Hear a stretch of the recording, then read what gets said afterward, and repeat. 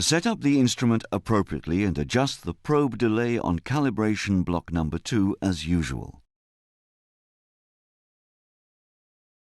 Optimize the reflection from the 25 mm radius of calibration block number 2.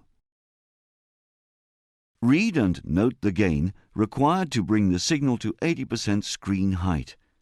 In the next step, you must add the correction factor V for calibration block number 2 to the instrument gain to obtain the reference gain for the 25 mm back wall. In this example, the reference gain is 27.2 dB. Now you can size a floor using the DGS method. First, find the floor, position the gate, optimize the signal, then bring it to 80% screen height with the gain control.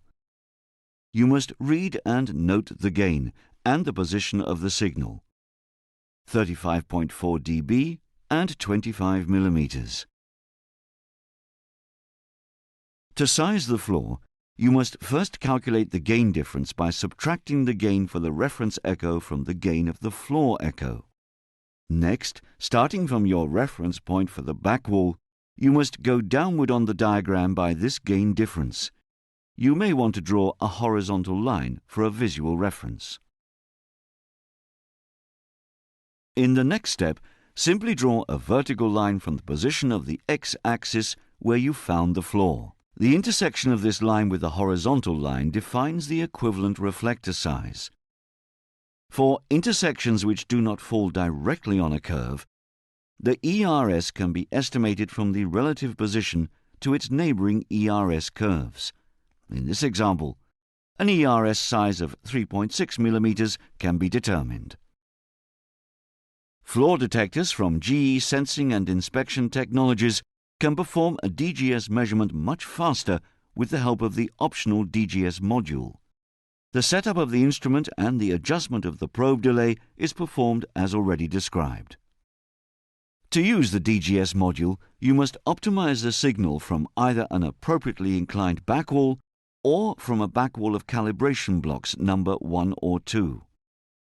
If you use a calibration block, please make sure that you have the respective correction factor and that this correction factor is entered in the appropriate field in the DGS section. Also, make sure that the correct probe type is chosen and go to the Ref Echo menu item.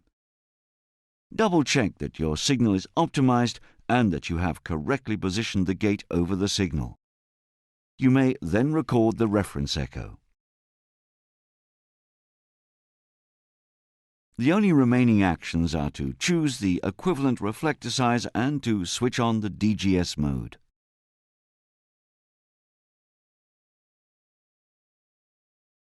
After a floor indication is found, the gate has to be positioned over this signal.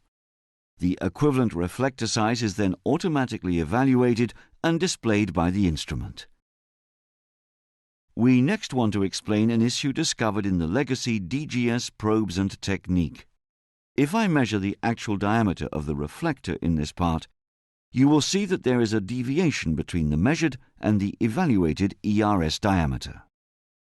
This deviation, that is most prominent around the near-field endpoint, comes from the fact that legacy angle beam probes normally have rectangular transducer elements that produce sound fields, creating this error.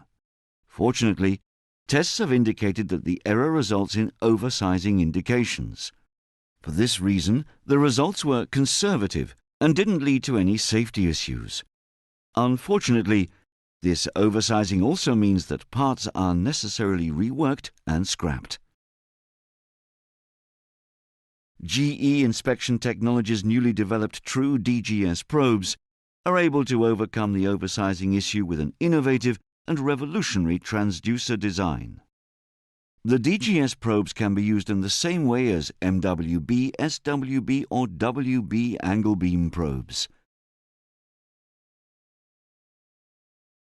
Set up the instrument as usual and choose the trueDGS probe from the menu. Record the reference echo. Switch the DGS mode on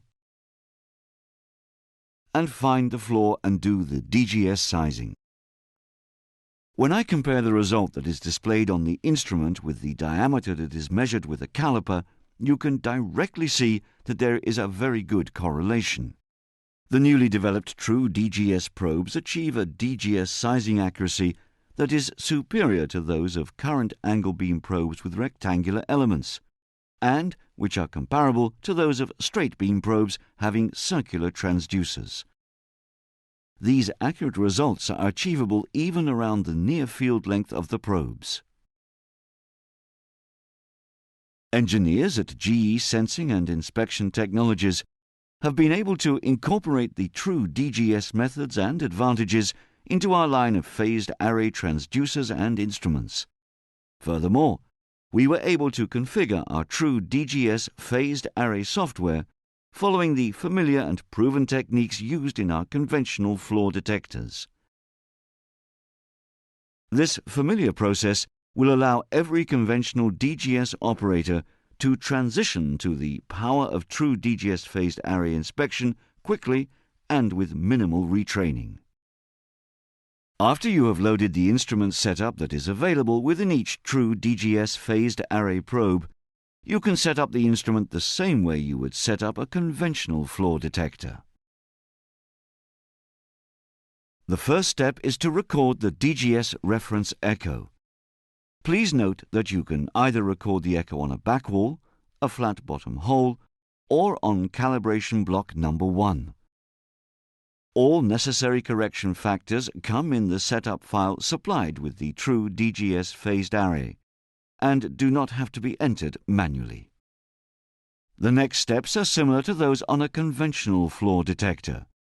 Switch the DGS mode on and choose the desired DGS curve. The software was designed to combine the advantages of phased array with the advantages of the DGS method. Using a sectorial scan pattern, the phased array can test many angles virtually simultaneously, and can still use the advantages of quick and accurate flaw sizing without the use of extensive reference blocks. When using the sector scan image, the probability of detection of a flaw is highly increased. After you've found an indication, optimize its signal and select the angle that gives the highest amplitude using the beam cursor.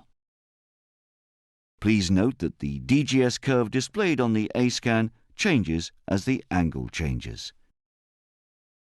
When you've found the angle producing the highest amplitude, please ensure that the gate is over the flaw signal.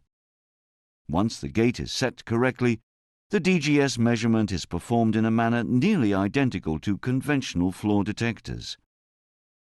The end result is that the ERS is displayed on the phaser screen. It's possible to switch the phaser back to the A-scan screen that may enhance your ability to optimize the signals and further improve the DGS sizing accuracy.